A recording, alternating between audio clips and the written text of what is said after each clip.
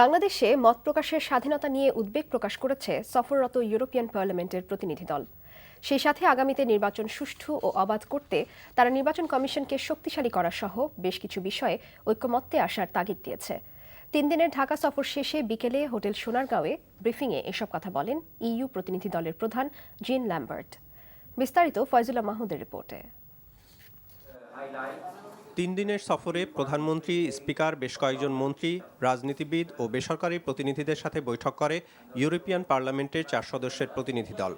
ব্যবসা বাণিজ্য, গার্মেন্টস খাতের সংস্কার, জলবায়ু পরিবর্তনের প্রভাব মোকাবেলায় নেয়া পদক্ষেপে ইতিবাচক অগ্রগতি হচ্ছে বলে জানানো হয় ব্রিফিংয়ে।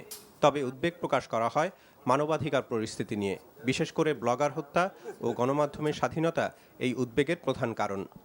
We raised with the Prime Minister the issue in particular of the murders of the bloggers. প্রধানমন্ত্রীর সাথে আলোচনায় আমরা ব্লগার হত্যা মামলাগুলোর সুষ্ঠু তদন্তের নিশ্চয়তা চেয়েছি। পরিবারের সদস্যদের সাথে যোগাযোগ রেখেই যেন এসব তদন্ত সম্পন্ন হয়। তাতে বাংলাদেশে যে মত প্রকাশের স্বাধীনতা আছে সে সম্পর্কে সরকারের তরফ থেকে একটা সিগন্যাল পাওয়া যাবে।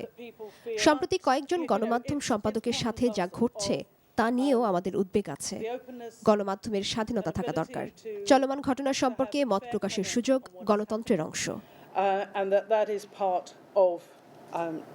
What we would see as a democracy.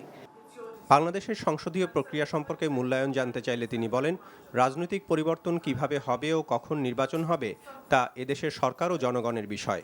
তবে নির্বাচন কমিশন সহ বেশ কিছু প্রতিষ্ঠানকে আরও বেশি স্বাধীন ও শক্তিশালী করা জরুরি। There is a need for some agreed mechanism. পরবর্তী নির্বাচনের পদ্ধতি কি হবে সে সম্পর্কে একমত হওয়া দরকার, যেন একটি সুষ্ঠু ও অবাধ নির্বাচনে সব দল অংশ নিতে পারে, মানুষ যেন আরও বেশি পছন্দের সুযোগ পায়।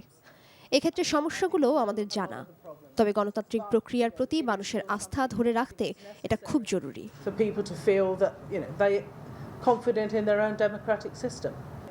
অপর এক প্রশ্নের জবাবে তিনি জানান, শুধু মানবতা বিরোধী অপরাধীদের ক্ষেত্রেই নয়, ইউরোপিয়ান ইউনিয়ন সব ধরনের মৃত্যুদণ্ডের বিরোধিতা করে। Faizullah Mahmud, NTV news, Dhaka.